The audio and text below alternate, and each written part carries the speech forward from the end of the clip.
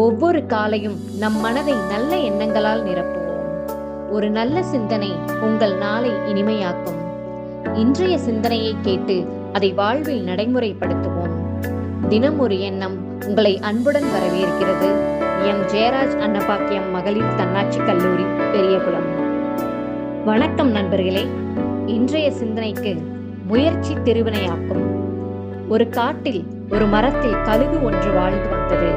அந்த கழுகுக்கு கடவுள் நம்பிக்கை அதிகமாக இருந்தது.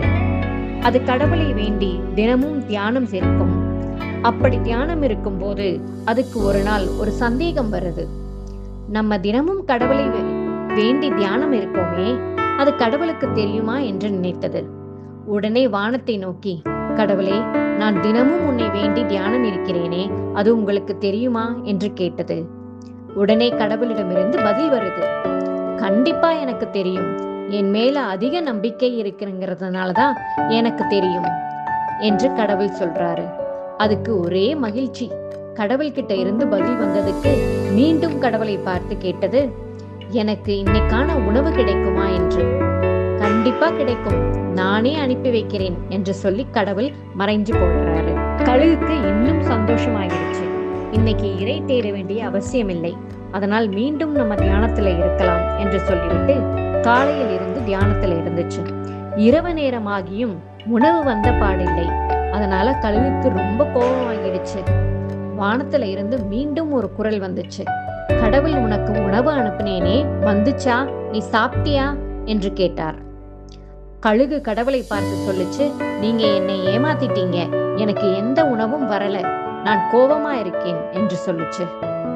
அதுக்கு கடவுள் ரொம்ப அமைதியா ஒரு பதில் சொன்னாரு, நீ எப்ப இன்னைக்கு உணவு வேணும்னு கேட்டியோ அப்பவே உனக்கு நான் அனுப்பிட்டேன், திரும்பி பாருன்னு சொன்னாரு.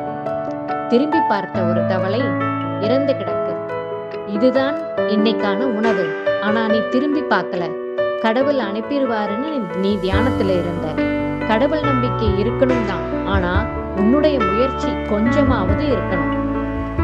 சிறு முயற்சி இல்லாம வாழ்க்கையில வெற்றி பெற முடியாது.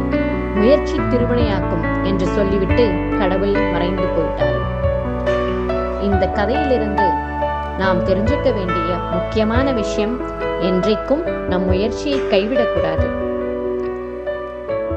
ஐன்ஸ்டீன் அவர்களின் ஒரு தத்துவம், எவராவது தான் தன்னுடைய வாழ்நாளில் ஒரு பிழையும் செய்ததில்லை என்று நினைத்தால் அவர்கள்தாம் தம் வாழ்வில் புதிய முயற்சிகளை செய்து பார்த்ததில்லை என்று பொருள். ஆகவே அனைவரும் முயற்சி செய்வோம்.